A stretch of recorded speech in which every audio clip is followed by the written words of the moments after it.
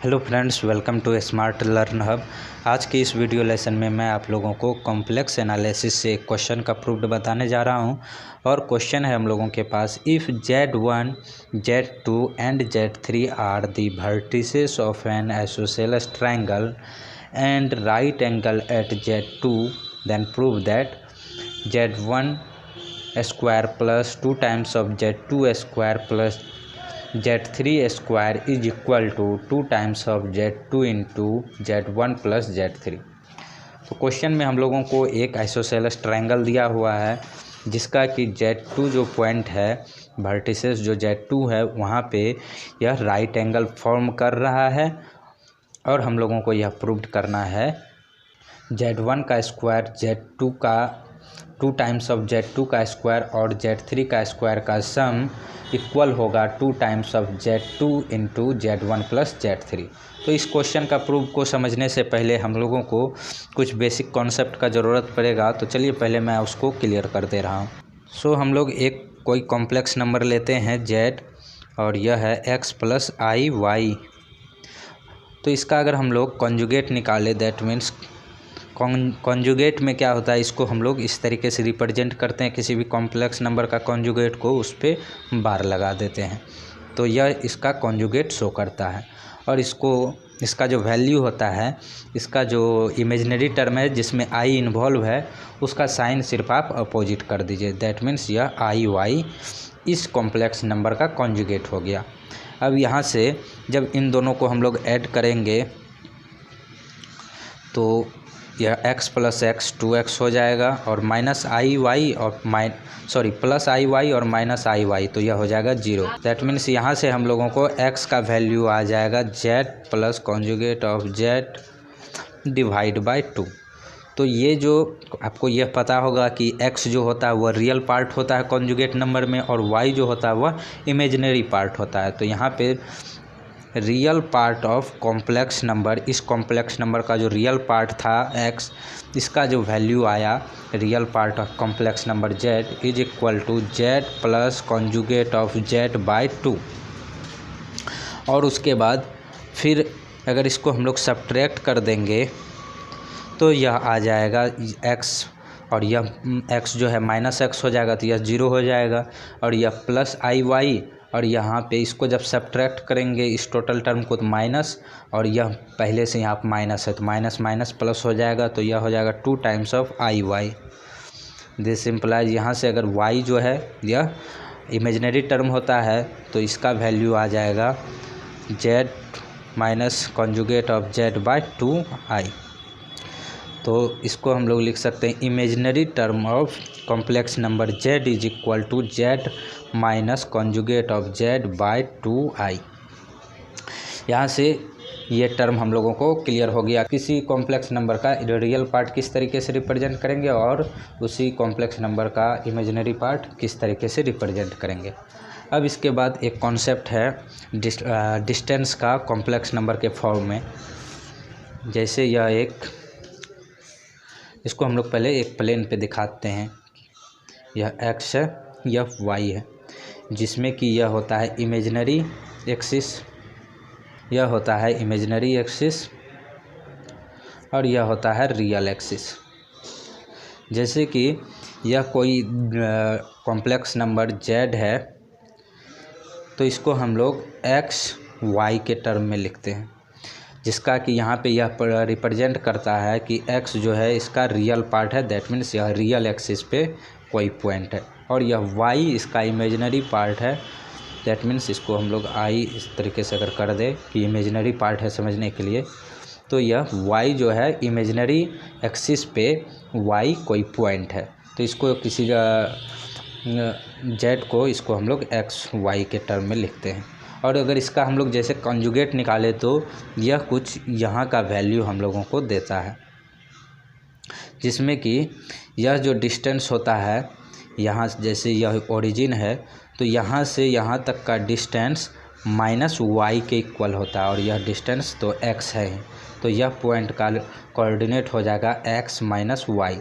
तो यह जो पॉइंट है यह कॉन्जुगेट ऑफ z को रिप्रेजेंट करता है।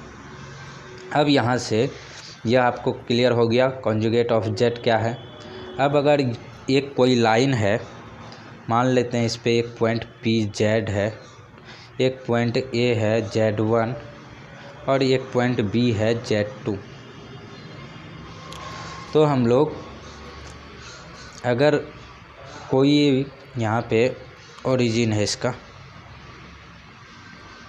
मान लेते हैं यह ओरिजिन है और यह 90 डिग्री पे, पिक्चर सही से नहीं बना, मान लेते हैं यह रियल एक्सिस हो गया और यह इमेजनरी एक्सिस हो गया। तो यहाँ से अगर हम लोग Z माइनस Z1 निकाले, Z माइनस Z1, तो सॉरी यह Z माइनस Z1 अगर हम लोग लिखेंगे तो हम लोगों को इसके बीच का डिस्टेंस मिलेगा।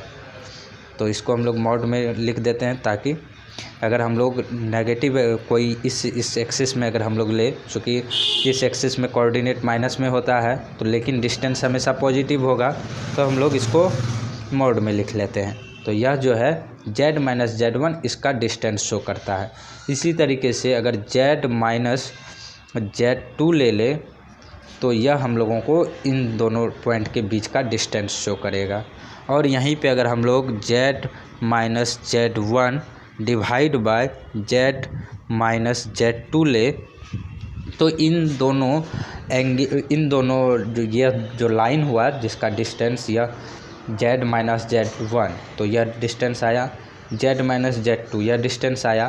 तो इस पॉइंट से हम लोगों को यह जो रिप्रेजेंट करता है Z minus Z1 divide by Z2, यह हम लोगों को एंगल रिप्रेजेंट करता है। तो इस केस में यहाँ पे एंगल जो होगा वह पाई हो जाएगा, क्योंकि यह यहाँ से यहाँ तक का पाई का एंगल फॉर्म कर रहा है। तो इसको हम लोग जब एंगल को रिप्रेजेंट करते हैं दो लाइन को, तो इसको आर्ग्यूमेंट ऑफ दिस इस तरीके से लिखते हैं। तो जब यहाँ पे यह पाई यह एक दूसरे के अपोजिट है तो एंगल पाई हो जाएगा। अगर हम लोग यहीं पे आर्ग्यूमेंट अगर दो लाइन है इस तरीके से, यह मान लेते हैं Z1 है, Z2 है और यह Z है, तो यहाँ पे argument of Z minus Z1 और फिर Z माइनस Z2 हम लोगों को आएगा पाई बाय 2। तो यह हम लोगों को बेसिकली क्या रिप्रेजेंट करता है, इन दोनों लाइन के बीच में यह लाइन और यह लाइन के बीच का एंगल रिप्रेजेंट करता है। तो चूँकि अभी जो हम लोग क्वेश्चन देख रहे हैं वह कुछ इस तरीके से ट्रायंगल फॉर्म करेगा, जिसमें कि यह लाइन आपस में परपेंडिकुलर है और यह दोनों इक्वल है, तो इन सभी कॉन्सेप्ट का यूज पड़ेगा। जब दो लाइन इक्वल रहेगा तो उसको इस तरीके से इक्वल में हम लोग शो कर देंगे, और एंगल जब रिप्रेजेंट करना होगा तो इस तरीके से उसका एंगल रिप्रेजेंट करेंगे। और जब हम लोगों को आर्ग्यूमेंट दैट मीन्स एंगल मिलेगा, तो दैट मीन्स वह प्योरली इमेजिनरी पार्ट होगा। और फिर जब एंगल इसका वैल्यू 0 या पाई के इक्वल हो, दैट मीन्स 0 होगा तो यह इसी एक्सिस पे आ जाएगा, दैट मीन्स रियल एक्सिस पे आ जाएगा, तो वह प्योरली रियल पार्ट होगा। तो चलिए अब इसका हम लोग सॉल्यूशन देखते हैं जो अभी क्वेश्चन लिए थे। क्वेश्चन था हम लोगों को कि Z1, Z2 और Z3 यह एक ट्रायंगल का वर्टिसेस है, तो Z1, Z2, Z3 एक हम लोग ट्रायंगल ले लिए जिसका यह वर्टिसेस है, और Z2 क्या है, राइट एंगल पे है, तो यहाँ पे Z2 राइट एंगल पे है। और सिंस यह आइसोसेलेस ट्रायंगल है तो यह भुजा और यह भुजा आपस में इक्वल हो गया।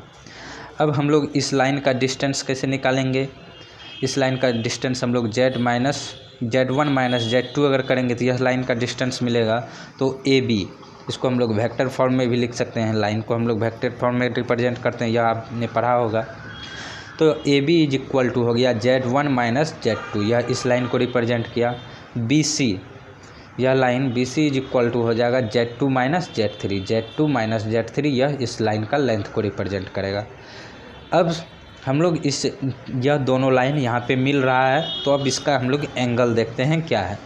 तो सिंस एंगल ABC यह क्वेश्चन में ही दिया हुआ है कि राइट एंगल पे है, तो एंगल B जो है 90 डिग्री हो गया। देन आर्ग्यूमेंट हम लोग अभी देखे थे कि एंगल को किस तरीके से कॉम्प्लेक्स में रिप्रेजेंट करते हैं, इसको आर्ग्यूमेंट ARG और उसके बाद Z1 माइनस Z2 इस लाइन को रिप्रेजेंट किया, Z2 माइनस Z3 इस लाइन को रिप्रेजेंट किया, और यह 90 डिग्री पे है तो इज इक्वल टू π/2। तो सिंस जब यह π/2 हो जाए दैट मीन्स यह लाइन दोनों आपस में परपेंडिकुलर है, तो यह होगा प्योरली इमेजिनरी। दैट मीन्स इसका रियल पार्ट जो होगा 0 होगा। तो इसका रियल पार्ट हम लोग फिर इस तरीके से लिख लेते हैं, real part of Z1 minus Z2 divided by Z2 minus Z3, यानी इन दोनों लाइन का रियल पार्ट हो गया 0। अब इसके बाद इसको हम लोग, अभी आपने देखा होगा कि कोई अगर रियल पार्ट था तो उसको हम लोग Z plus Z conjugate of Z/2 के फॉर्म में रिप्रेजेंट कर सकते हैं। तो इस टोटल को अगर हम लोग कोई एक कॉम्प्लेक्स नंबर माने तो यह नंबर प्लस और यह नंबर इसका कॉन्जुगेट, और यहाँ पे डिवाइडेड बाय 1/2, यह जो डिवाइड 2 से था तो नेक्स्ट स्टेप में इस 2 को इस साइड कर देंगे, 0 हो जाएगा, सिर्फ हम लोगों को यह टर्म मिलेगा। तो Z1 यह total term Z1 minus Z2 divided by Z2 minus Z3 और इस टोटल का कॉन्जुगेट प्लस में लिखे इज इक्वल टू 0। चूँकि इसको यह इज इक्वल टू 0 पहले से था, सिर्फ इस टर्म को हम लोग इस फॉर्मूले पे लिख लिए हैं।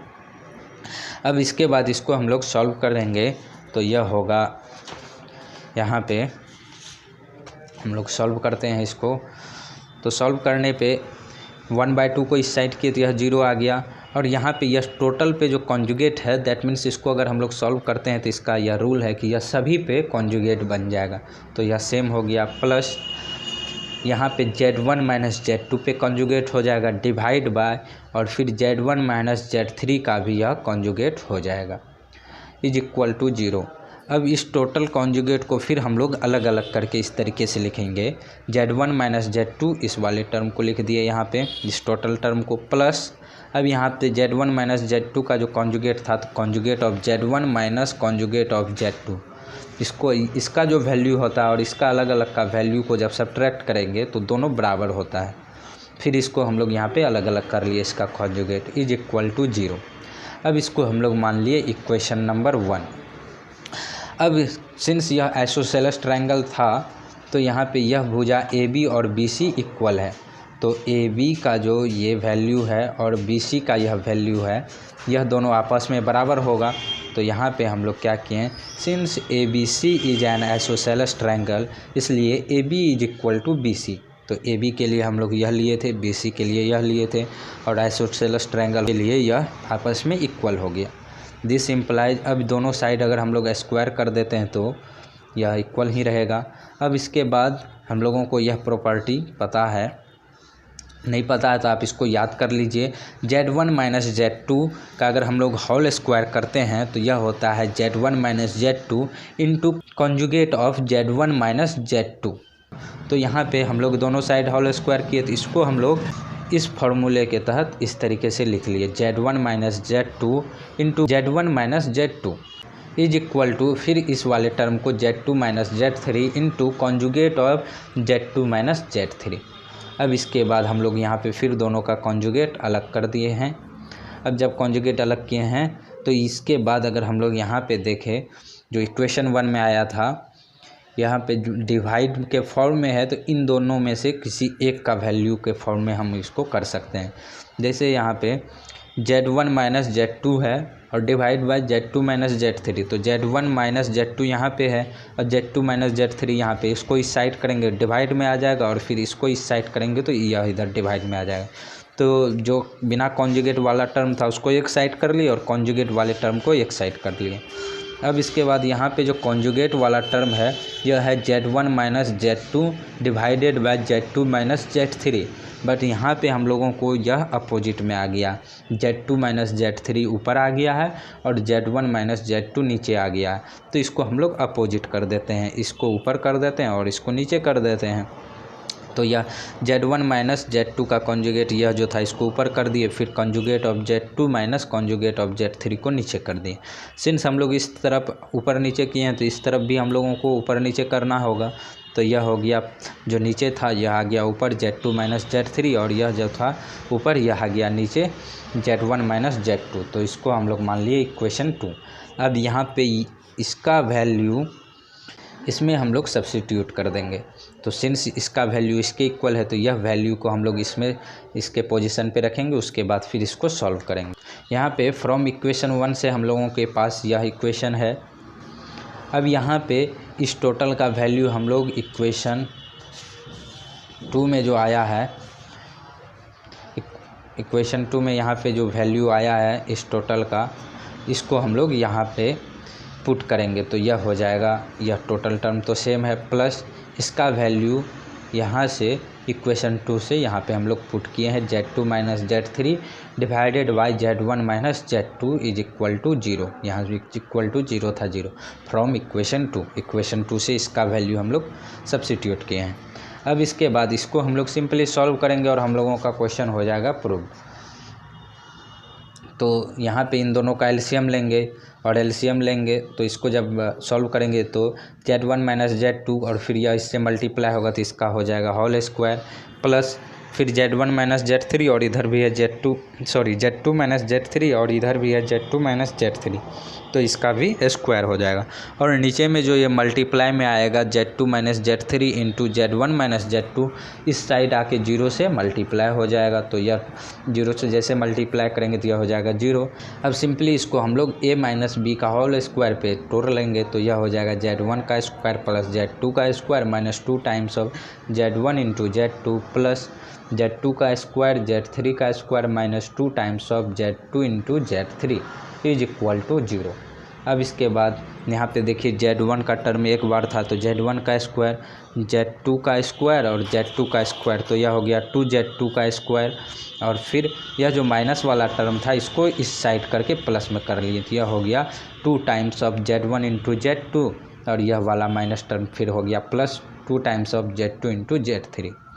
अब यह टर्म तो सेम रह गया, यहाँ पे Z1 का square plus 2 times of Z2 का स्क्वायर प्लस Z3 का स्क्वायर इज इक्वल टू यहाँ पे यह और यह Z2 कॉमन आ जाएगा तो उसके बाद बचेगा Z1 प्लस Z3 और यह हम लोगों को क्वेश्चन में प्रूव्ड करने को था। तो यहाँ पे हम लोगों को जो प्रूव्ड करना था यह था Z1 का square plus 2 times of Z2 का स्क्वायर प्लस Z3 का square is equal to 2 times of Z2 into Z1 into Z1 into Z3 तो यह हो गया प्रूव्ड। आई होप फ्रेंड्स आपको इस प्रूव्ड का सॉल्यूशन समझ में आया होगा, और वीडियो अच्छा लगा तो वीडियो को ज़रूर लाइक कर दीजिए, और अगर आप हमारे चैनल पर नए हैं तो चैनल को सब्सक्राइब कर लीजिए जिससे कि हमारे सभी लेटेस्ट वीडियो का नोटिफिकेशन आपको सबसे पहले मिले, और वीडियो को अपने फ्रेंड्स में शेयर कीजिए जिससे कि मैक्सिमम स्टूडेंट को इससे हेल्प मिल सके।